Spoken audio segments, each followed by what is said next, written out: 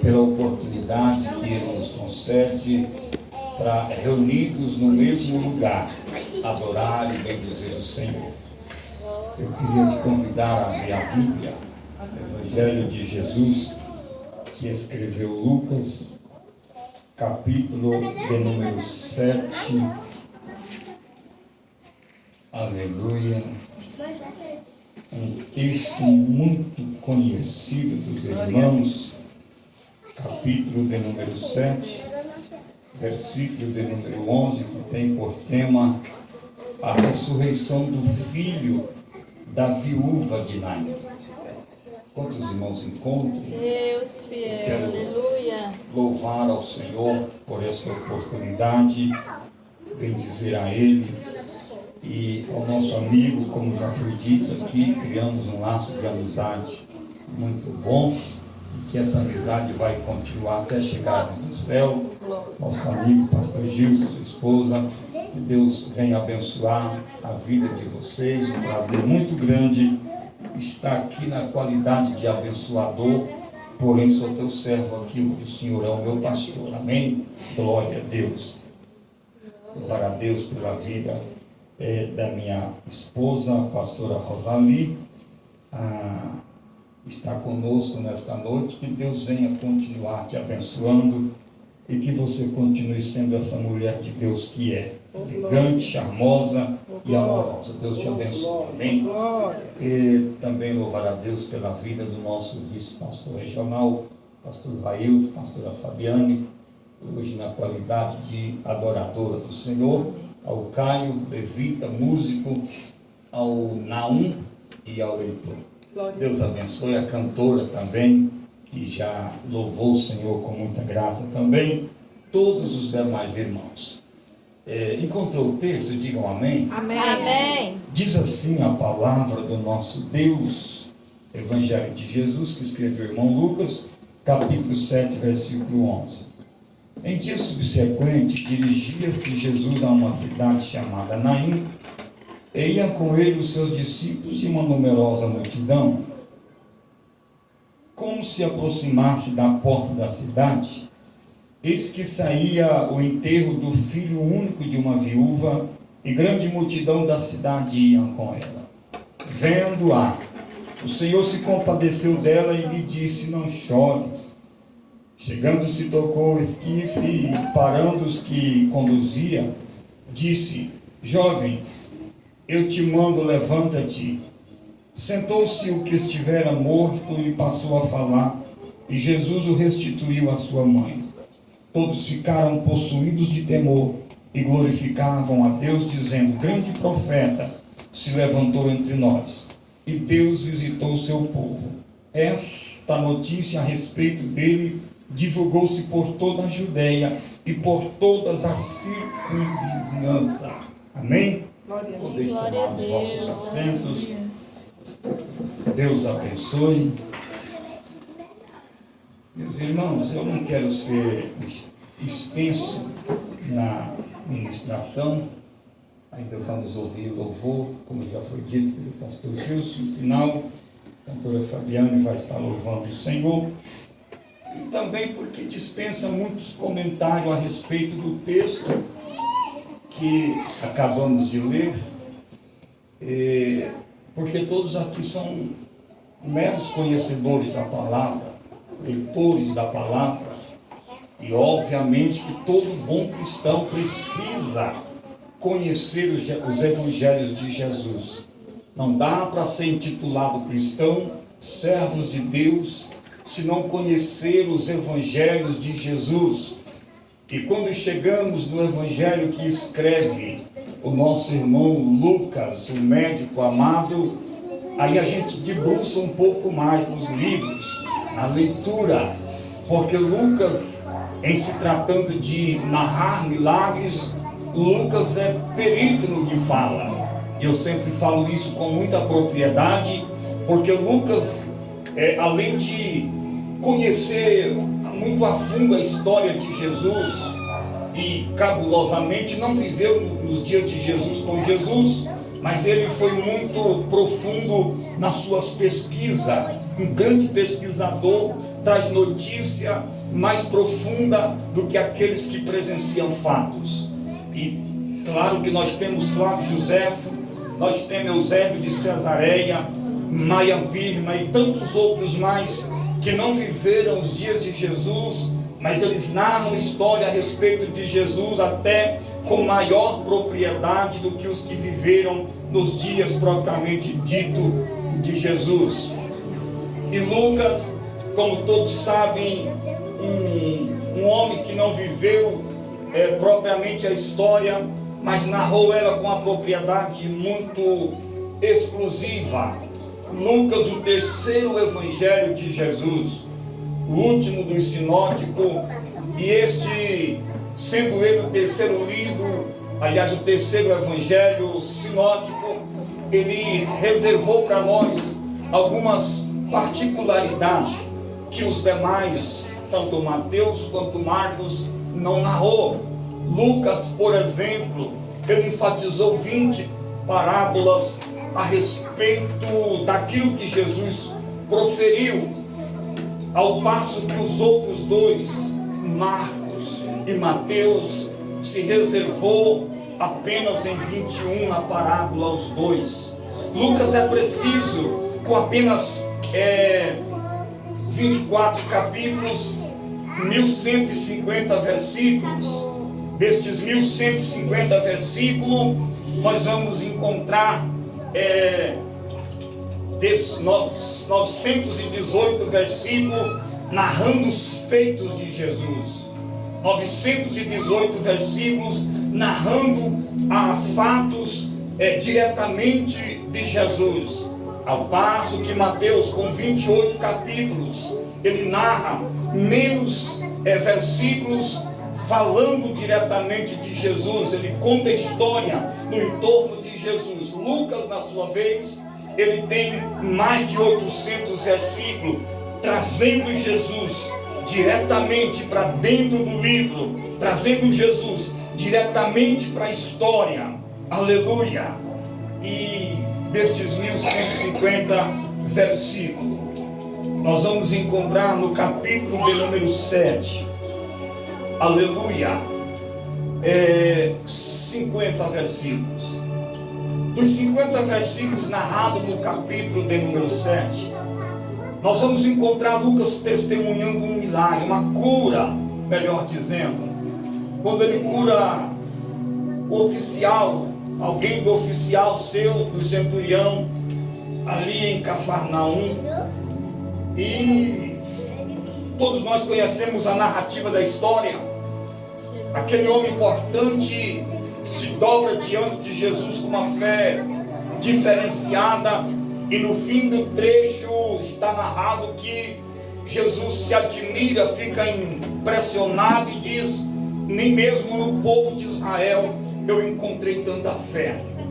Mas no dia subsequente, a palavra subsequente no grego, ela vem dizer logo após, logo em seguida, ou seja, logo após os acontecimentos em Cafarnaum, Jesus dirigiu-se a Naim, uma cidade chamada Naim, que fica mais ou menos a 65 quilômetros de Cafarnaum.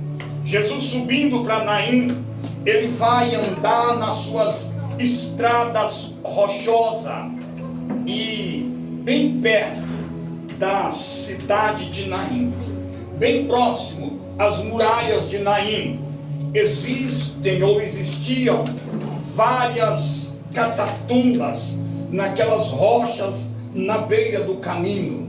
Jesus, quando ia entrar em Naim, ele ia deparar-se com uma prateleira de catatumbas nas rochas, como era costume na época. Construíam-se catatumbas dentro das rochas. Eles perfuravam e colocavam ali catatumbas, e ali colocavam pessoas da mesma parentela. Geração após geração era colocado naquelas catatumbas. E não me é estranho em afirmar que Jesus, quando vai indo para Naim, ele passou diante de várias catatumbas. sonhos enterrados naquele lugar, projetos que não prosperaram, projetos que foram interrompidos, de pessoas mais jovens, outros mais na sua idade avançada, mas de uma forma ou de outra, evidentemente Jesus passando ali não como um ser humano, mas como um divino Deus, ele andando e contemplando as histórias que foram enterradas, os sonhos, os projetos que foram interrompidos e estavam ali dentro daquelas catatumbas. Mas paro eu para pensar agora que este mesmo Cristo, pensando e olhando para aquelas catatumbas e lendo os sonhos, vendo os sonhos interrompidos, de repente o seu lado divino vai um pouco adiante agora, ele estando aqui em pessoa, mas o seu lado divino foi um pouco mais adiante e ele já começa a deparar com um movimento na cidade de Naim, com mais um sonho sendo interrompido, com mais um projeto sendo jogado ao nada.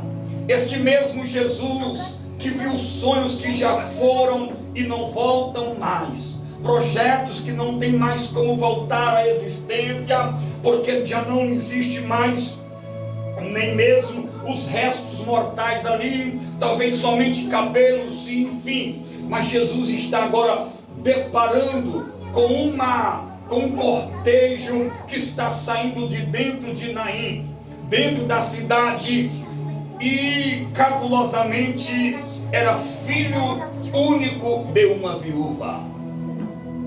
E eu quero me acalmar um pouco mais agora, para a gente focar um pouquinho na história dessa mulher. Filho único de uma viúva. Viuvez na época de Jesus era um problema muito sério. Hoje uma viúva casa facilmente. Hoje uma viúva consegue um próximo relacionamento em questão de tempo resumido. Mas naqueles dias, a viuvez era um caso muito angustiante para uma mulher. Uma mulher viúva naqueles dias, segundo a tradição e os costumes, ela era tida suspeita como uma pessoa amaldiçoada por Deus. Ela era tida pela sociedade como uma pessoa rejeitada pela mesma. E quando tem a morte dentro da casa de uma viúva, aí o negócio fica mais sério. Aí a rejeição é mais alarmante. Aí as pessoas, por sua vez, já rejeitam contato com esta pessoa, com esta viúva. E algumas coisas me chamam a atenção, porque esta viúva está carregando o filho único que ela tinha, que acaba de morrer, para ser enterrado em mais uma daquelas catatumbas. Mas o que me chama a atenção é que diz que uma multidão de pessoas estava com ela. E eu fico imaginando como uma multidão de pessoas estava acompanhando uma viúva, que na verdade seria rejeitado por todo mundo, que na verdade seria rejeitado pela sociedade, ainda mais com seu filho morto. Obviamente que as pessoas passariam por perto e maneavam a cabeça e espraguejava tal, e zombava ou criticava ou apedrejava a mesma, acusava, e tinha ela como uma pessoa amaldiçoadíssima por Deus, e dava a ela alguns adjetivos. Mulher viúva, ainda mais com filho morto. A mão de Deus pesou severamente sobre a casa dela. Deus realmente virou as costas para esta casa. É fato que Deus amaldiçoou esta mulher. Ela é viúva e o seu único filho está morto em cima de um esquife, em cima de uma maca. Está sendo levado para a sepultura. Está sendo levado para a catatumba. Glória a Deus. E ali um alvoroço de choro. Mas eu voltando para as Escrituras Sagradas, todos nós sabemos que era comum naqueles dias a gente alugar, pagar alguém para chorar no velório de alguém.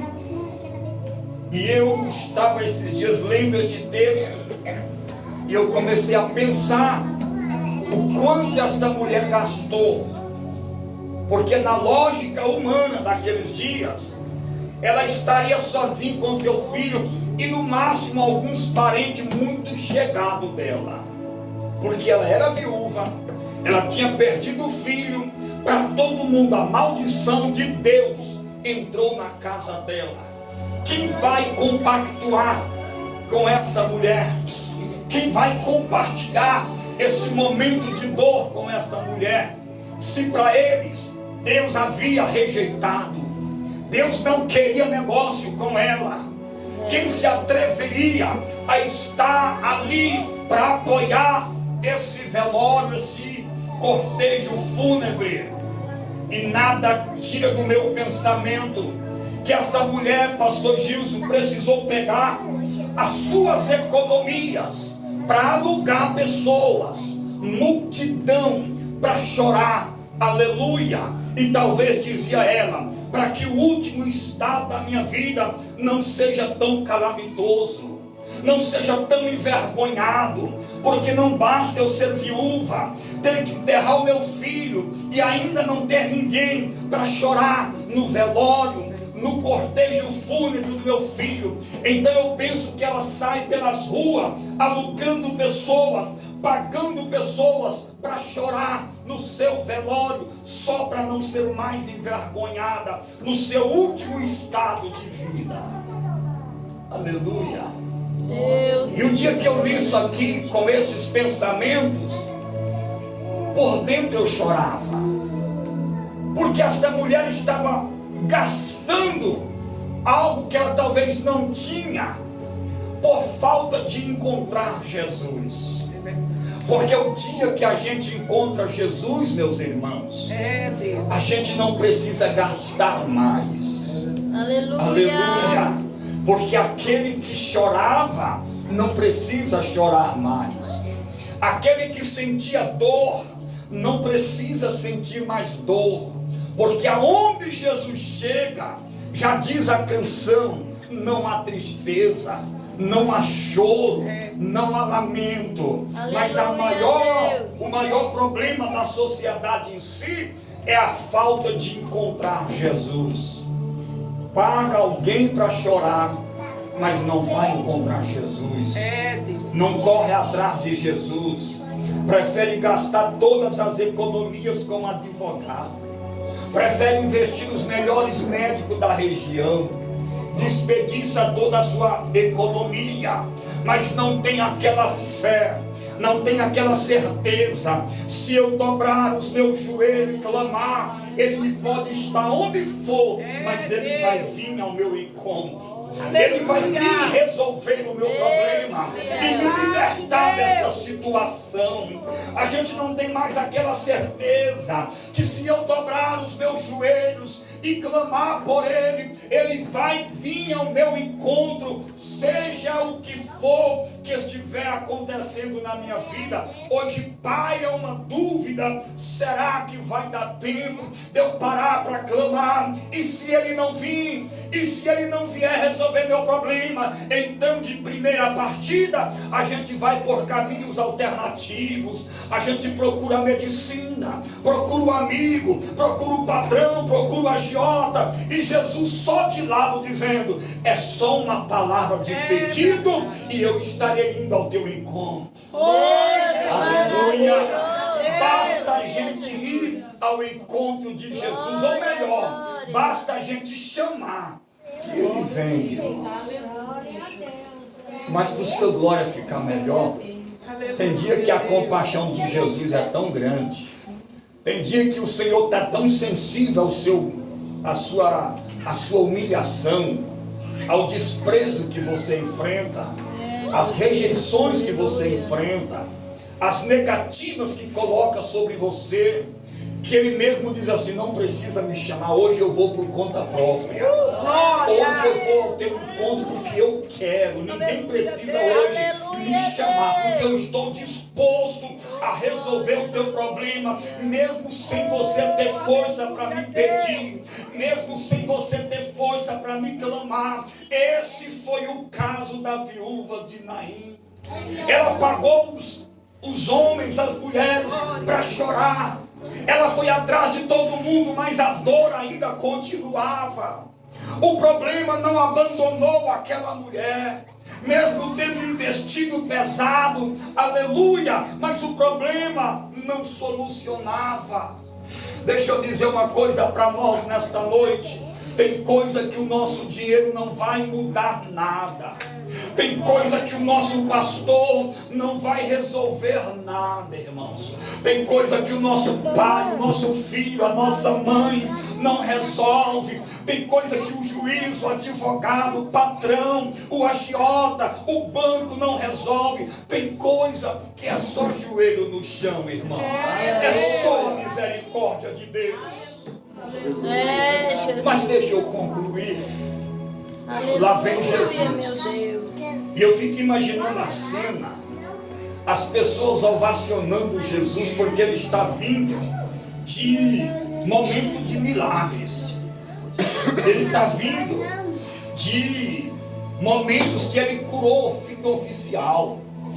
Está vindo e o povo está ovacionando, colocando Jesus no pedestal, que de fato é o seu lugar, colocando Jesus nas alturas, que de fato é o seu lugar, mas as pessoas estavam dando a ele glória, estavam devotando a ele toda a honraria. E eu penso que o alvoroço era grande, porque uma grande multidão, uma numerosa multidão, numerosa no hebraico é incontável a primeiro olhar. Então a multidão estava, uma numerosa multidão estava com Jesus. E evidentemente milagre se repetindo após milagre, Jesus curando um após o outro, porque João disse que Jesus andava e todas as pessoas, vou melhorar, todas as pessoas que estavam enfermos eram curados por ele. Então pessoas vinham de Cafarnaum, vendo o filho de um oficial sendo curado. Após o filho de um oficial, não narra o texto bíblico, mas João diz: e todos os doentes enfermos que estavam ao seu redor eram curados. Jesus vai curando, e a euforia vai aumentando, as famílias dos curados vão enaltecendo a ele, aquela verdadeira gritaria de glória. E lá vem outra multidão. Uma está entrando na cidade e uma outra bem menor está saindo da cidade. Aleluia. Quando esta multidão está saindo da cidade, elas também estão em alvoroço, gritando, chorando. É perceptível e audível de longe aquela multidão chorando, gritando, com a falsidade, obviamente, porque foram pagos, e o dinheiro hoje compra muitas coisas. Então aquelas pessoas com uma falsidade muito grande, só para impressionar a mulher e não deixar que as pessoas vejam um desprezo muito grande sobre ela. Mas lá vem Jesus com uma gritaria de alegria, povo eufórico, povo contente porque os milagres estão acontecendo. E o que me chama a atenção é o momento do encontro destas duas multidões. O protagonista daquela multidão é um morto. A pessoa mais vista, a pessoa mais importante na multidão que está saindo para fora é um defunto. E na multidão que está entrando, a pessoa mais importante é nada menos do que Jesus. E eu fico imaginando a cena do encontro. E eu vou entrar no mundo espiritual. Eu penso que do lado do defunto estava Satanás, alegre, feliz, afinal de contas, é mais um que está sendo enterrado e ele está pondo na sua conta. Mas quando o próprio diabo vê Jesus, eu penso que a alegria do diabo vai acabando, Porque, meus irmãos, encontro Jesus, com aleluia. Jesus, ei, toda vez que você encontrar Jesus vai dar resultado. Toda vez que você encontrar Jesus, eu vou melhorar. Toda vez que Jesus encontrar a gente, irmão, dá resultado positivo. O inimigo, por sua vez, ele ficou frustrado porque ele sabia que Jesus, vendo aquela multidão, e o diabo de bobo não tem nada mesmo, ele já sabia que Jesus já estava direcionado as suas intenções para aquela multidão. Então o diabo já sabia, Jesus, o Filho de Deus, ele está vindo aí, mas ele já quer curar, ele já quer libertar esta família, ele quer fazer algo. Eu tenho certeza, ele vai ressuscitar esse menino. Oh, glória a Deus. Aí eu vou dizer o que Deus Aleluia. acabou de falar comigo aqui. O diabo é ciente do que Deus vai fazer na sua vida. Aleluia. O diabo tem consciência dos milagres que Deus tem reservado para você. Não fica aí com essa cara de derrotado, derrotada, achando que é só mais um dia na tua vida, é só mais um culto que você veio. Não! Eu vim dizer para você nesta noite, Satanás é tão frustrado diante de mim e de você, porque ele já tem conhecimento dos projetos que Deus tem desenhado para a minha vida e para a sua vida, para a sua história. Então o diabo já sabe aquilo que Deus vai fazer na minha e na sua vida, e para alegrar você um pouquinho mais, é por isso que você é provado do jeito que é por isso que você passa provações e luta do jeito que você passa, é porque o inimigo tem frustração, e ele sabe que coisas novas de Deus está para acontecer. Aleluia. Eu creio. Ó diabo, eu conhecendo bem esse Jesus, mais do que todos esses crentes aqui, ele vai curar, ele vai libertar, ele vai levantar este morto. Ah, irmãos, o diabo sabe que Jesus está tramando coisa boa para você. E curiosamente eu vou falando isso aqui, irmão. A irmã que está comendo a unha, levante a mão para o céu. Aleluia, meu O Deus. Espírito do Senhor que está nesta palavra, nesta mensagem, ele manda eu dizer um recado de Deus para a sua vida.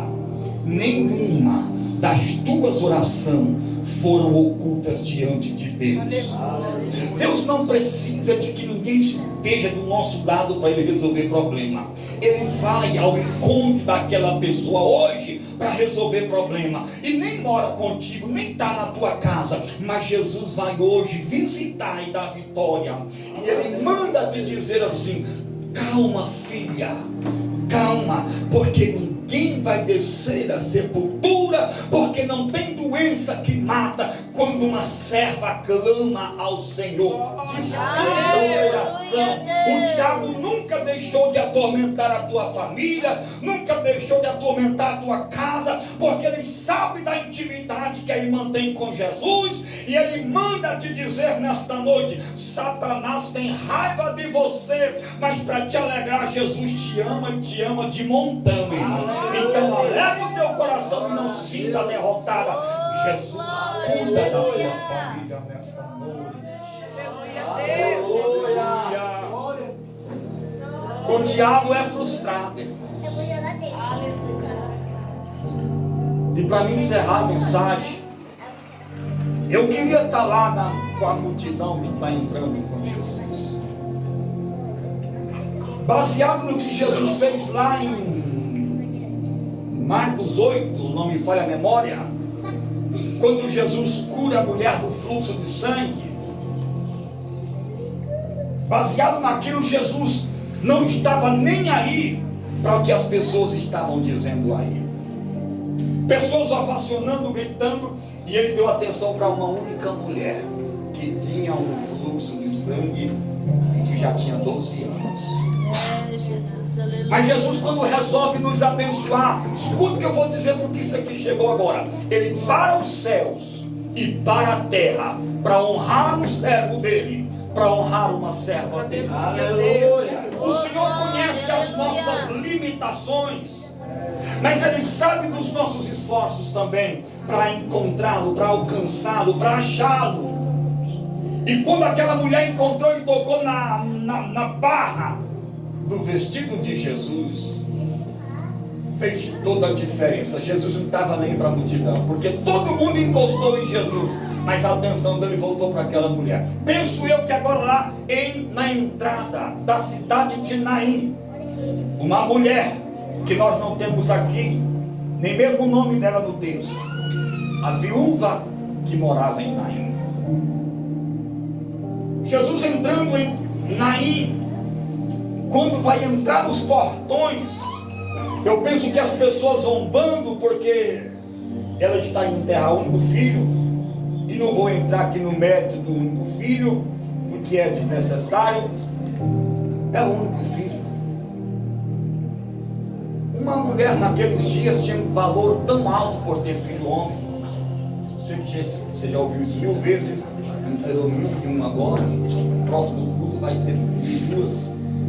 Uma mulher que tinha filho homem, ela era ovacionada, né, pastor? Tinha um prestígio pelas demais mulheres. Mas imagina a mulher perder o único que ela tem. Todo o prestígio dela foi embora. É mais ou menos assim. É pecado demais que fez aquilo. É porque a mão de Deus pesou sobre ele. É porque, sabe, aqueles monte de adjetivos que coloca sobre nós. Está passando essa luta porque é a mão de Deus. Está passando essa prova, é a desobediência, é pecado demais, é isso, é aquilo, vai falando um monte de coisa, não sabendo, isso aqui é de Deus, não sabendo que às vezes Deus permite, pastor, a gente passar por situações só para que a glória dele apareça através de nós, irmão. Às vezes Deus usa os nossos momentos para Deus aparecer e apresentar. Às vezes Deus usa a sua dor, usa a sua luta, a sua prova, só para ele mostrar que de fato ele é Deus na nossa vida. Aleluia. Se você puder e o pastor permitir, se coloquem de pé, por gentileza, para nós encerrar. Deus maravilhoso, aleluia, Jesus. Glória, glória, aleluia. A mulher perdeu o esposo. Uma mulher viúva não consegue emprego na cidade. O máximo que consegue é na roça, respigando após os segadores.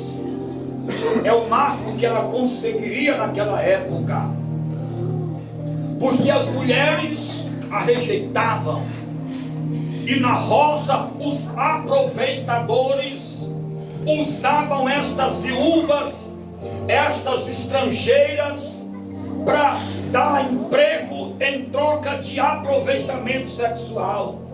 A história nos remete a isso. Então o máximo que essa viúva de Naim poderia conseguir, pastor Vaildo, era um emprego na roça para respigar espiga após os segadores. Mas eu penso que nem isso essa mulher podia, porque ela tinha um filho pequeno, e ninguém iria cuidar do filho de uma viúva, porque ela estava amaldiçoada por Deus. Então a mulher não tinha mais recursos. A esperança dela, meus amados irmãos, era o filho crescer, casar, dar semente em memória ao seu pai, ao esposo desta viúva, e daria a ela honra daqui mais uns anos. Então todos os projetos daquela mulher estavam no filho, toda a confiança dela estava pautada na vida do filho. Mas quando o filho morre, é como se o céu desabasse e a terra não existisse mais para aquela mulher. Ela está dizendo: acabou as esperanças, eu estou fadada ao fracasso, eu estou fadada a perder para a eternidade, eu não serei mais ninguém na vida até Jesus chegar, meus irmãos. E tua história não termina assim. Teus projetos têm nome, têm data para acontecer. Não é o inimigo da sua alma, Não é o adversário da tua vida que vai interromper os projetos de Deus na tua vida. Aleluia. Deus ainda realiza sonhos. Aleluia. Aleluia. Aí eu fico imaginando Jesus entrando na cidade, a multidão saindo, aquele encontro de duas multidões, uma maior do que a outra. Só que a multidão que está entrando não quer se aproximar da outra, porque aquela está carregando um esquife, está carregando um defunto, e era proibido alguém tocar em morto.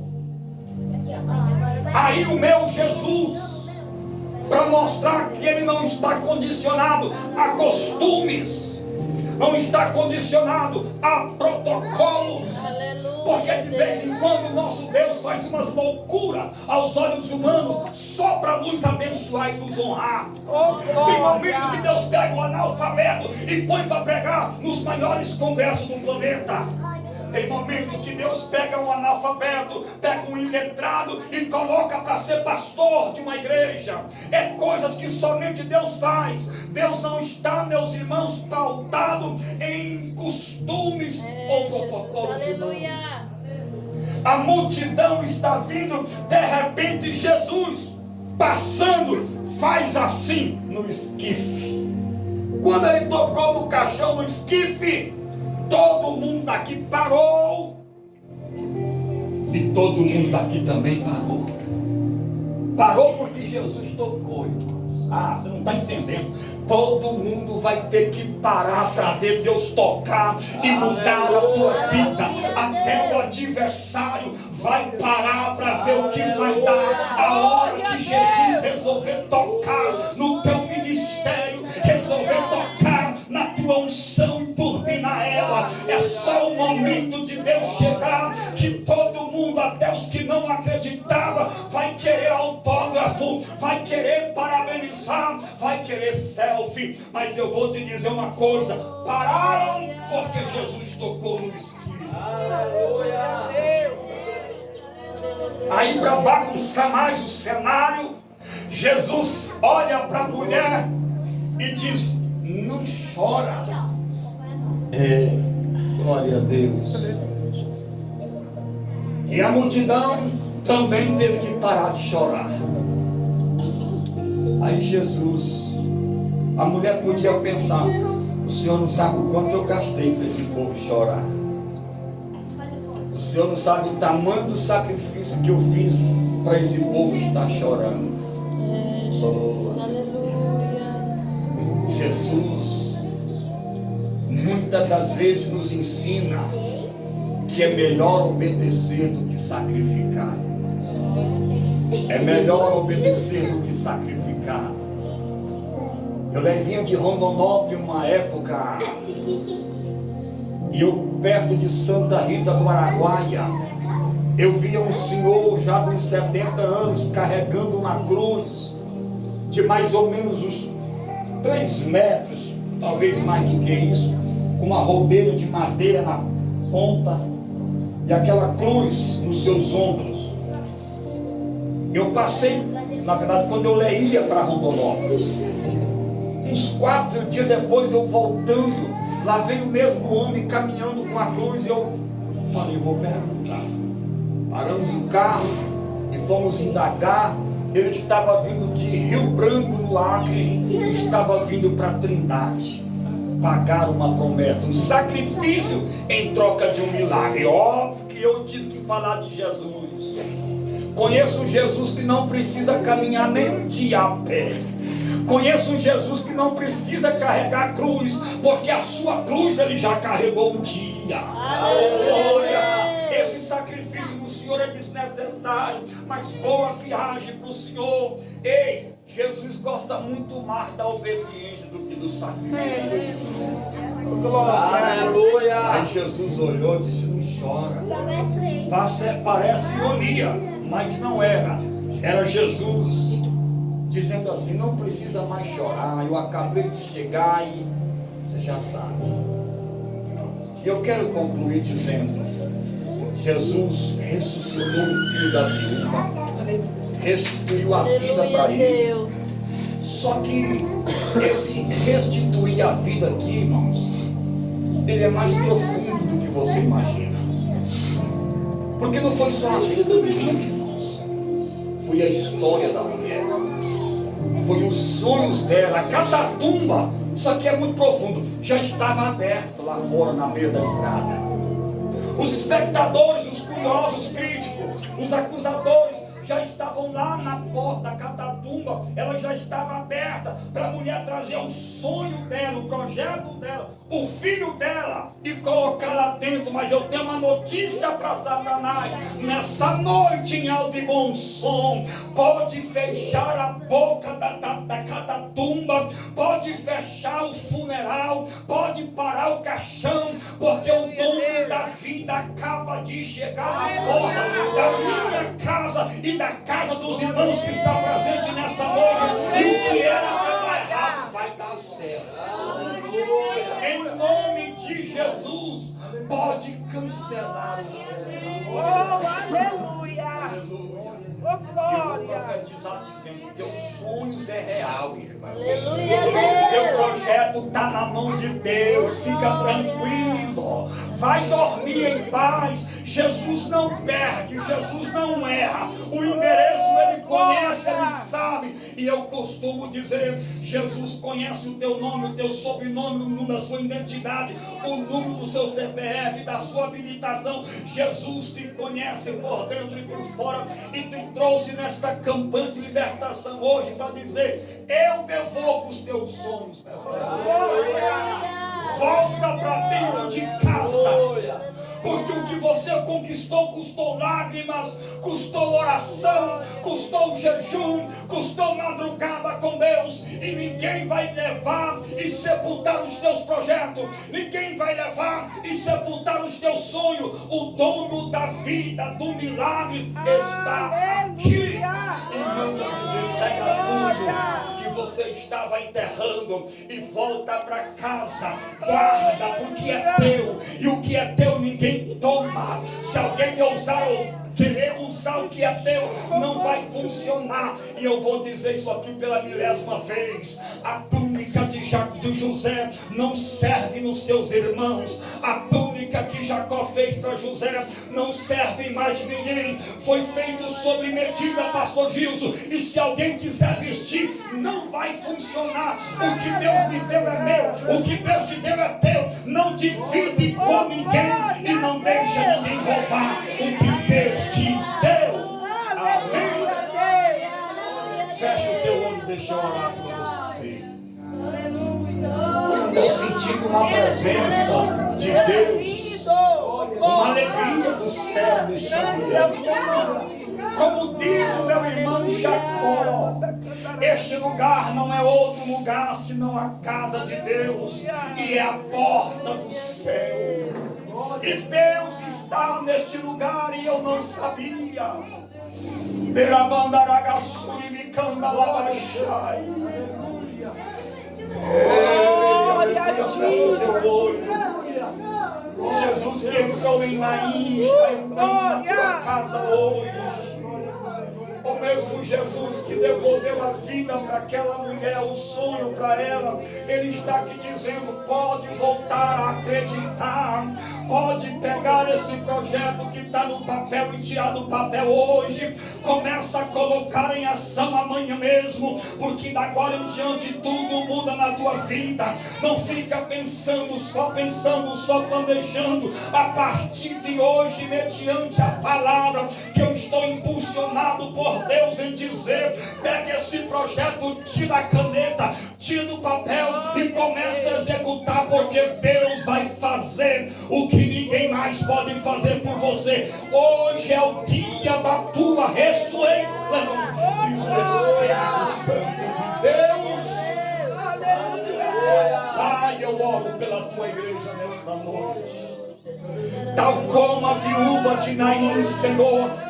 Aqui tem pessoas que já não acreditam mais nos sonhos. Oh, Espírito Santo de Deus. Aqui tem pessoa que parou de pedir, Senhor. Parou de orar por aquele objetivo, porque não acredita mais.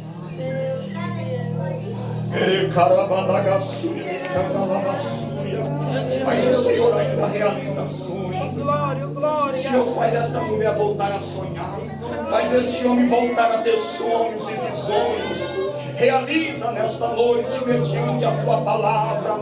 Ressuscita os sonhos. Ressuscita os projetos, meu Deus. Em nome de Jesus. Esta irmã que está aí atrás da irmã Fabiana. Glória a Deus. Levante a mão para Jesus, irmã. Por que parou de orar? Por que parou de pedir, filha? Oh, Jesus está. Eu conheço a tua história, não é de hoje, filha. Eu sei da rejeição. Eu sei de tudo que você já viveu. Projeto que ficou frustrado. Não deslanchou. O projeto faliu. Mas Jesus manda dizer assim para ele: irmã, volte a sonhar. Volte a acreditar, filha. Glória a Deus. Oh, Jesus vai realizar o teu sonho. E não precisa te apoiar nos braços de ninguém. Porque o homem frustra mesmo, o homem decepciona mesmo, mas Jesus, quando resolve chegar como chegou hoje, diante da tua entrada, da tua porta, da tua casa, Ele está dizendo: eu não dependo do homem, não dependo de recursos humanos, eu mesmo tenho, eu mesmo posso, eu mesmo faço. E Ele manda dizer: o que não deu certo da segunda vez, vai dar agora na terceira vez. Diz o Espírito Santo de Deus. Acredita! Glória a Deus. Jesus realiza as sonhos.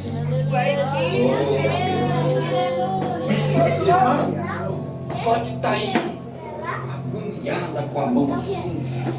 Jesus manda dizer para você nesta noite que, como é campanha de libertação, Jesus trabalha no tema. Aleluia. Ele está hoje entrando para libertar aquela pessoa. Fica tranquila, irmã, não vai chorar mais por causa dela. Pode descansar o seu coração. E detalhe, ninguém toca também, ninguém mata, porque quem cuida é Jesus. E vai estar do teu ladinho, te ajudando do jeitinho que você sonhava. Só não para de acreditar. Jesus liberta hoje, porque Ele é Deus. Ele vai lá agora, para você não preocupar mais. Ele vai ressuscitar os teus projetos. Em nome de Jesus. Tu és fiel. Amém, meus irmãos? Aleluia. Vamos aplaudir Jesus. Aleluia. Pastor, muito obrigado. Deus abençoe. Vamos orar aí, pastor. Glória a Deus. Deus abençoe, pastor. Eu vou acreditar aí para a pastora louvar o Senhor. Pastora Rosário, Deus abençoe. Porque eu vi, está torcendo por mim. Deus abençoe todos os irmãos. Eu quero devolver ao pastor. E mais uma vez, porque Jesus é bom, aplaudir ele, irmão. Glória a